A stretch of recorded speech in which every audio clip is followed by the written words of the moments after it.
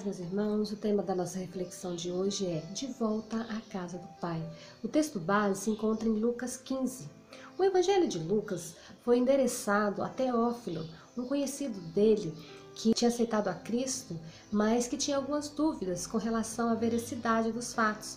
E no capítulo 1, Lucas escreve para Teófilo dizendo que ele podia acreditar em tudo que ele escrevesse no livro, porque ele tinha confirmado a autenticidade dos fatos, de tudo que ele colocou sobre Jesus, que ele podia acreditar, do seu nascimento, da sua vida, dos seus milagres, da sua morte, tudo era real, então ele poderia acreditar. E Lucas foi o escritor dos gentios. E nós vemos aqui na palavra do Senhor que Jesus ele estava sempre cercado de muitas pessoas, considerados excluídos da sociedade. E a sua sabedoria ela incomodava algumas pessoas que não acreditavam que ele era o Messias. Então, para que alcançasse a sua mensagem, ele usava de parábolas. Parábolas são pequenas histórias de fácil compreensão, que tinha como objetivo falar do amor, da misericórdia, da graça do Senhor. E certo dia Jesus estava reunido e, como sempre, uma grande multidão a cercava. E os escribas e fariseus começaram a murmurar, dizendo que Jesus não podia estar com aquelas pessoas, que ele estava se reunindo com publicanos, com pecadores. E Jesus ouviu aquilo e propôs algumas parábolas.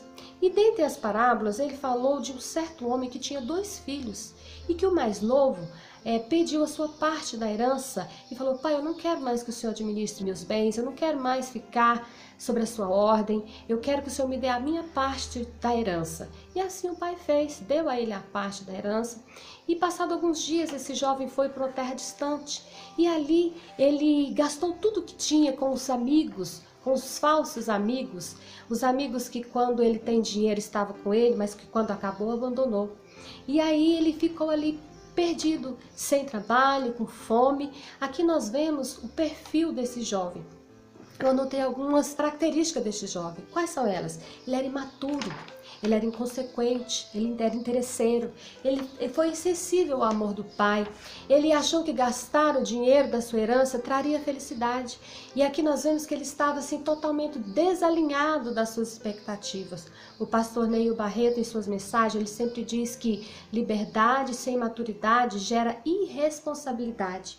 E depois desse jovem viver de forma tão irresponsável, chegou uma crise naquele país, uma crise financeira. E ele começou a passar fome, ele não tinha trabalho, e ele foi ali trabalhar com porcos. E ali ele desejava comer a comida dos porcos, e as pessoas ali não permitiam que ele comesse. Até que um dia ele lembrou da casa do pai.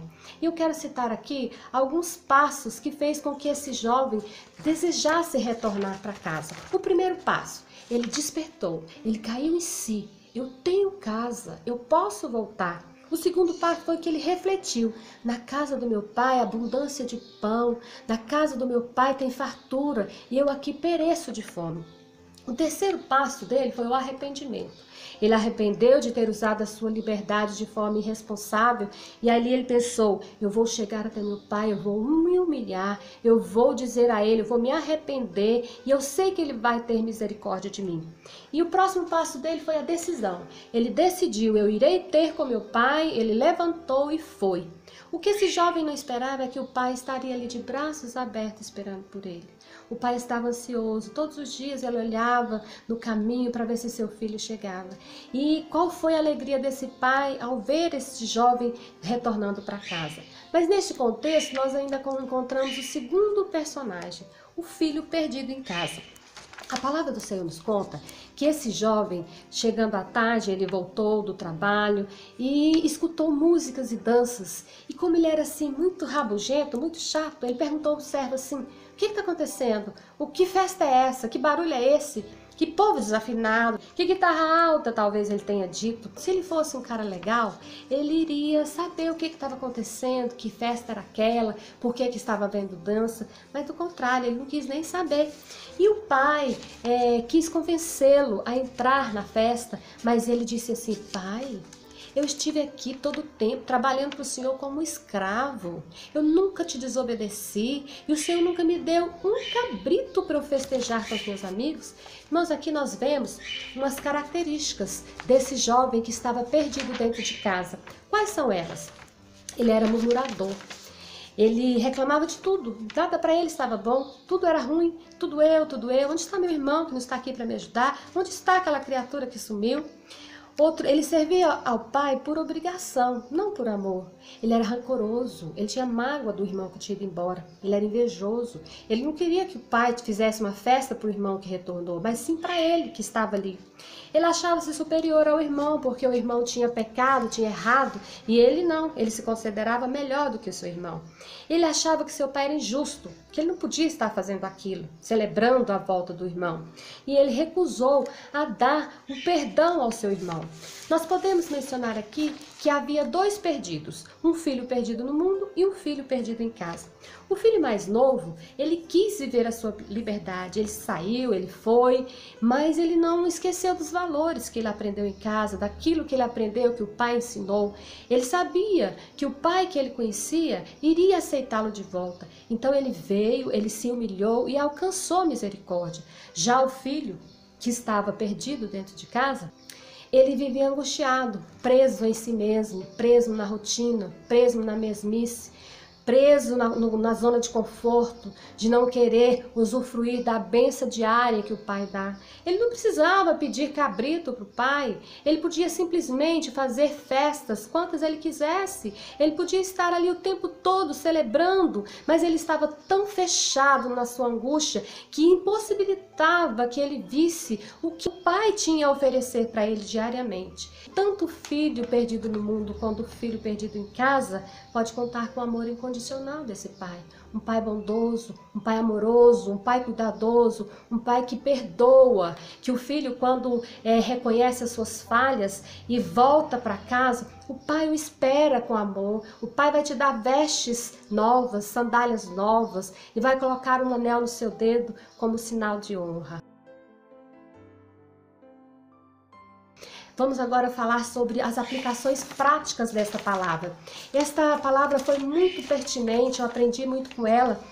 E uma das coisas que eu anotei sobre o que nós aprendemos sobre esta parábola é que jamais devemos agir de maneira impulsiva, sem consultar a Deus. Sempre temos que colocar os nossos planos e projetos na presença do Senhor, para que nós não venhamos a agir de forma irresponsável.